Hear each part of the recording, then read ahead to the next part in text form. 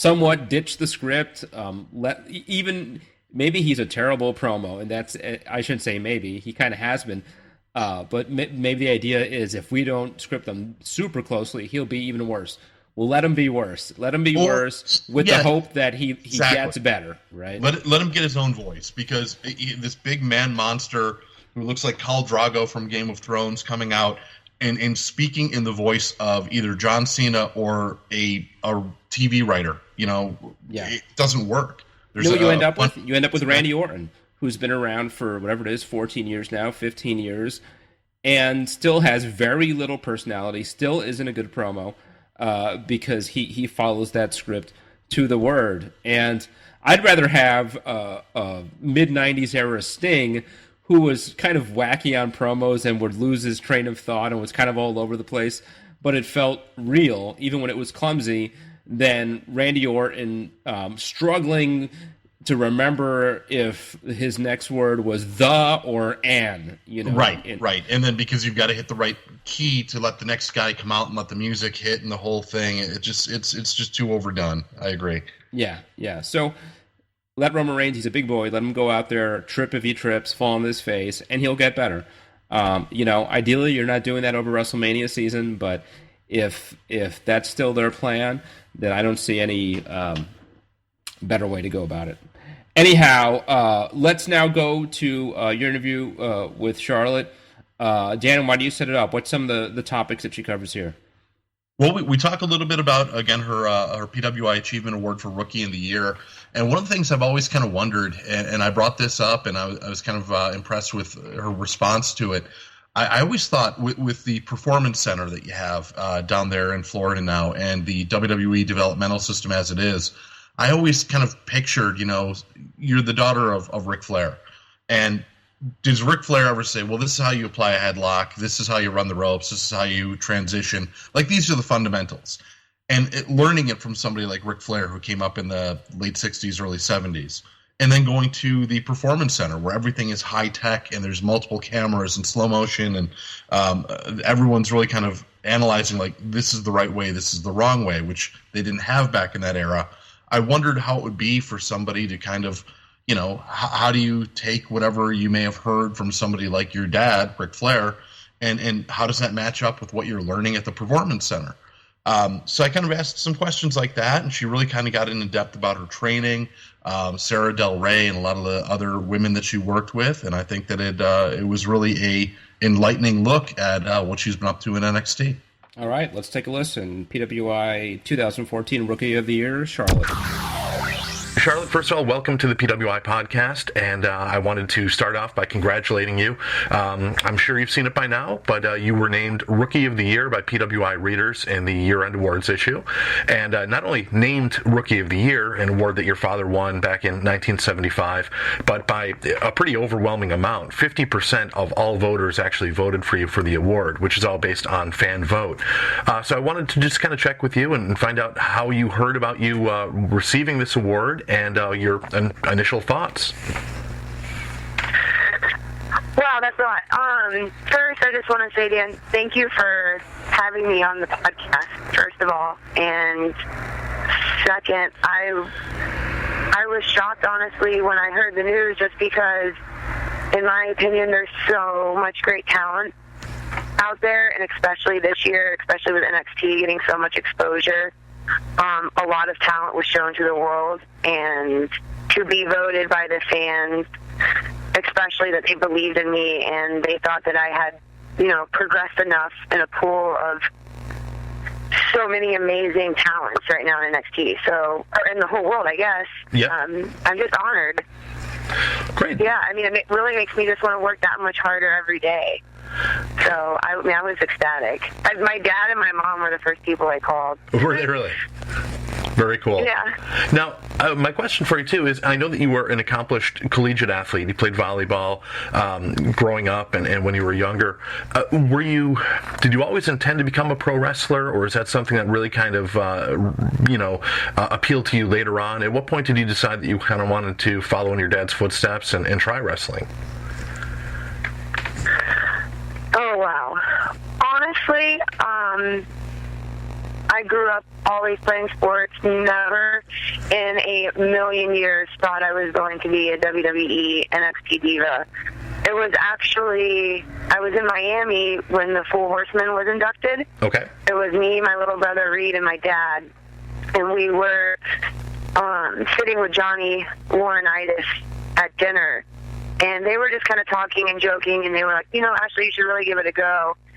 And at that point, I was just personal training in Charlotte, and my little brother was an inspiring wrestler at the time, Yep. and he was pretty much my motivation. I wanted to do it with him, and I was like, you know, sure, why not? But of course, my dad had a huge pep talk with me, and he was like, listen, you know, if you're going, at the time it was FCW. Right. If you're going to do this, you know, you have to put your whole heart into it. You know, just don't go down there, because this is, one, a huge opportunity, and, you know, two, it's not easy. So you need to get mentally tough and put everything, you know, as much as into volleyball, gymnastics, cheerleading, you know, into wrestling at FCW. So really, from Miami to moving to Tampa in July, it was just like, oh, well, you know, let's give it a go. Okay. Now, with the athletic background, with the athletic background that you had, did you find that the wrestling training in NXT and FCW, did it come more easily to you, or obviously it's a different set of movements, you're trying to learn your way around the ring? Did that background really help you, or was this just something completely unique that you weren't really prepared for when you finally stepped into the ring? I found the conditioning and running the ropes, obviously it's different than any sport I've ever done, and I don't think a lot of people understand just how physical it is, even though they call it, you know, fake wrestling. No, I think because of my athletic background, that's why I was able to pick up the move and the skill set as quickly or as I did. Also, I'm, you know, the Performance Center gives you the ability to, I mean, how can you fail with what they offer there? But the hardest thing for me was the acting and finding the character and, you know, putting emotion into the moves, because I had no idea, really. When I got there, I was like, it was just a complete, the entertainment part has been the hardest part for me. And now, so that's interesting, because obviously, you know, Ric Flair was one of the greatest entertainers of all time. Did you, and you mentioned the Performance Center, which I'd like to kind of bring around to as well, but did you watch a lot of your dad's matches kind of growing up? Did that kind of rub off on you at all, or was it just kind of like dad's going to work and that's just his thing, and you didn't really kind of realize the nuances until you got in the ring and began trying to do it yourself? I mean, I traveled a lot with my dad, and obviously I did watch a lot of his matches. But the thing that I take from my dad's career is really just how much this business means to him. I mean, when I think of sports entertainment / professional wrestling, I just think of my dad. Like, I mean, the passion. So when I watched his matches, I just knew he was doing what he loved. But when I first started, not that I didn't have the passion that I have today, but I just continued to every single day appreciate more and more what my father did for my entire life. Wow. And how hard he worked. So that's when I think the emotions started coming out, because I could feel an emotional connection with the sport itself. If you understand what I'm trying to say. Absolutely, yeah, absolutely. You begin to kind of find yourself, you know, you're doing it now and not just kind of watching somebody else who's passionate about it, but you're developing the same passion. Yes, sir. Now, you mentioned... I mean, I have to say this. I work with the most amazing women at NXT. I mean, they're from the fitness world, from the independents. I mean, I honestly can say that, like, just seeing how much they love it, and then the new girls that didn't come from it and see how much they love it, it's just an awesome environment in general at NXT for the women right now. That's terrific. Now, you mentioned the Performance Center and NXT too. This is obviously, the Performance Center is a state-of-the-art facility, and what WWE is doing with its developmental system with NXT is really unprecedented in the scope and the amount of training that you can have at this stage, as opposed to, traditionally moving from territory to territory or through the indies and so on. I've always kind of wondered, you must have learned a little bit from your dad and, maybe how to apply a headlock or how to do some of the basics. And then you go to a state-of-the-art facility like the Performance Center. Is there any kind of disconnect between what you may have heard, from the old-timers, no offense to your father, but, the old-fashioned guys, to what you're learning there? Or do you find that really kind of complements each other in terms of, what you're learning as you move forward? See, my dad didn't train me before the Performance Center, so I'm a complete product of what the Performance Center and my coaches have taught me. Okay. He critiques my matches now, but in terms of him showing me how to do a headlock, showing me how to lock up, all of those things, I didn't learn till showing up in Tampa. But obviously the territories are, my dad was gone much more. It was different. He was wrestling 7 nights a week. And then now the Performance Center, from promo class, from the weight room, from the spin rings, from all the different coaches, it's just completely different, but we have every avenue to succeed and accomplish our dreams. Perfect. And we're scouting all different kinds of talent, too. And you mentioned a lot of the women that you work with at NXT. They're coming from a variety of backgrounds. Some who haven't wrestled before, some who've been in through the indies, and as well, you've had some other second generation women, which is kind of a rarity. But in addition to yourself, Natalia's on the roster, and Paige with her parents having both been wrestlers, and her mother continuing to wrestle.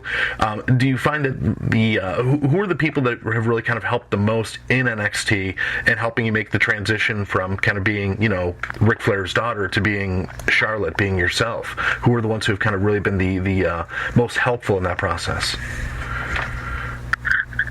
Well, first I'll mention Natty. My match with her really, I owe all my success since that, winning the NXT title and the exposure, because she really brought something out in me that I didn't know that I had. And so I will forever be just so grateful to her. And even when I showed up at NXT, I remember one of my first full sales, she just said, "I know where you're coming from.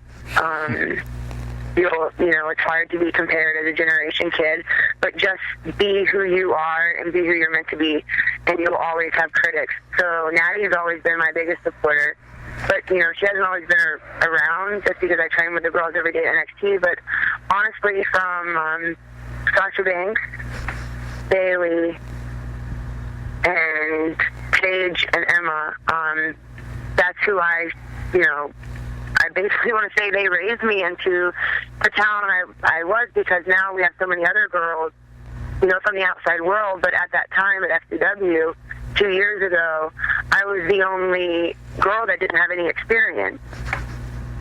And then obviously bringing Sara Del Ray in, she has supported me since day one, and just for every question. I've asked so many questions in the beginning.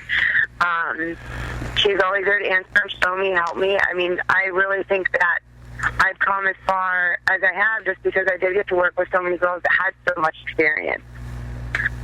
Terrific. Now, specifically, you mentioned Sara Del Ray, and I'm very familiar with her, and I've known her for a long time. What has she really kind of been able to bring to the table? Her experience is a little bit different from the typical diva style today that WWE uses, although she can, very versatile competitor who can wrestle in most different styles. What is the kind of thing that she really kind of brought into the training that was particularly helpful, if anything? I'm pretty sure everyone's familiar with Sarah's work on the independent. And I think the biggest thing is Sara knew that all the girls that were, that she first encountered when she started coaching, all wanted to change the division. So, everyone wanted to be able to work like the guys. Right. And she was, she was known for being tough, and she knew that that's what we wanted to be considered, just not eye candy. And I think that's really, she's been a voice for us, for women that want just as much credibility. And I think that was the biggest change when she first came out. So being a woman instead of a male and understanding, what we're going through, what we're being, compared to, wanting to be taken serious. And she's definitely given us a voice through her coaching and standing up for us as an agent and all of the above. That's terrific. That's great. Now, your thoughts, obviously, with NXT. First of all, NXT has been so popular. It's really taken off as its own entity. The fans, there are fans online who say how they wish Raw was more like NXT, or they wish SmackDown was more like NXT. And what are your thoughts about why NXT has become such a popular aspect of the overall WWE offering? What's really the key to NXT's popularity? Well, the kids, of course. Just the passion that everyone has that works for NXT, from the writers, from the coaches that coach us, and the talent. It just really shows in our work, and it's new and it's fresh. And I just think a lot of the success has to do with the kids working so hard and wanting to be the future, to headline Raw and SmackDown. I think that's really why it has been so successful. And obviously, Triple H, our boss, Hunter, giving us that avenue to perform and believing in us and giving, I know as a female, giving us, that amount of time and putting us in that much light, having a semi-main event on these huge takeovers. He just believes in everybody that's, on NXT. So I think that's why it's taken off. Okay. Now, you mentioned with the women in NXT really kind of wanting to wrestle like the guys and have a little bit more credibility and a little bit more time to showcase some of their stuff. Is that something you'd like to do? Say you make it to the main WWE roster and you kind of get that opportunity on that stage. What are some of the things that you would like to do or achieve, or what would you like to contribute to the Divas division in WWE if you make that step? Well, I honestly want to be Divas champion. Okay.